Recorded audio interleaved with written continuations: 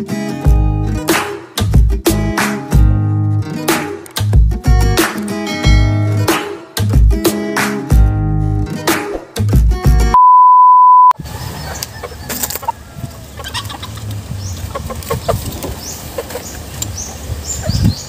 guys, magbigay lang tayo muna ngayon ng vitamins ating mga alaga. Tapos meron ako sasabihin sa inyo ngayon, isang bad news. So magbigay lang tayo ng vitamins muna. Vitamin Pro yan.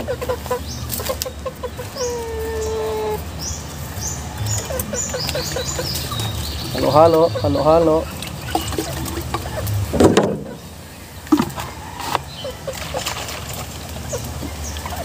Yun. Tapos dito natin ilagay guys. Ito yung vitamins na bibigay natin guys. Vitamin Pro. Dito natin itali. Yan. Yeah. Saglit lang, itali ko lang guys ha. So yan. So meron tayo ditong pagkain. Lagyan lang natin tong may sobrang pagkain dito. Kakainin nito ng mga chicken natin. Pero mamaya na. Ayan. Okay. So guys, disclaimer muna. No animals were harmed in the making of this video. So unahin natin yung bad news guys. Dito muna tayo sa bad news. Alright. Sa ating kulungan. Yan, dito ay wala nang manok dito guys. Kinuha ko na yung mga manok. Yung ating cockerels dito kasi alam nyo guys, yung pinakita ko sa inyo nung nakaraan na natanggal yung wing band, sumasabit pala dito. Sumasabit dito. So, yung isa natanggal talaga yung wing band, tapos yung isa muntika na. Buti na lang nakita ko. Kaya hindi ko muna, tinanggal ko muna sila lahat dito, tapos nilagay ko sila doon. Papakita ko sa inyo mamaya. Tapos dito naman yung babae natin na Gilmore ay hindi naman naglimlim. So yung itlog papakita ko sa inyo mamaya kung saan ko nilagay, pero pinakawalan ko yung ating Gilmore guys kasi hindi na naman siya naglimlim. So pre-raise ko siya. Mas maganda na yun para maglimlim siya. Sayang kasi ibabalik ko na sana itong ating broodcock.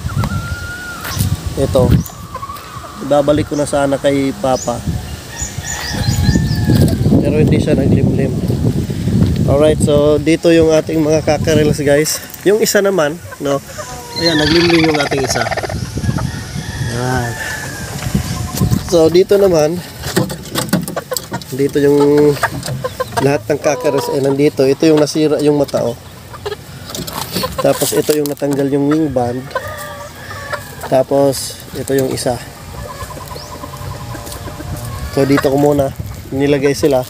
I-alternate ko muna sila paglagay dito sa 3x3 para hindi maano ba tawag doon sa Bisaya guys, hindi mapuyay ba. So yung dome, munti ka na matanggal yung kanyang wing band. So itong Gilmore na isa, dark na side sa Gilmore. Yan dyan muna. Tapos yung ating dalawang dome. So tapos yung tatlo, yan yung ating babaeng Gilmore, hindi naglimlim. Yung tatlo naman guys ay yung isang talisay at dalawang dome. Ayun lang yan. Pakalat-kalat lang sila dyan. Diyan lang sila sa may gubat-gubat. Yan. Andun no. Pero hindi kita sa camera. Yan. Tapos yung itlog, pakita ko sa inyo guys yung itlog. Alright, so yung itlog ay andito sa ating incubator. Dito ko na nilagay guys. So dumating na yung thermostat ko na in order. Kaso nga lang sira yung kanyang moisture meter, yung sa hygrometer sira. So yung ginamit ko ay ito lang aking lumang hygrometer. Ayan. Okay naman tong aking lumang hygrometer wala naman tong problem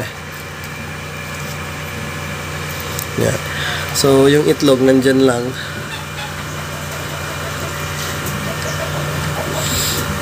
Yan. So dyan ko muna nilagay guys.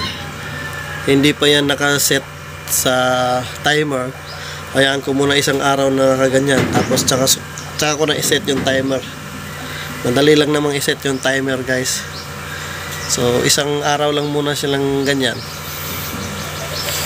Kasi yung ayan yung moisture na hindi gumagalaw simula nung pagdating. Ganyan na. Pero ito tama naman yung temperature niya. Nasa aabot yan ng 37.5 or 99 degree. 99 to 100 degree Fahrenheit. Ayan.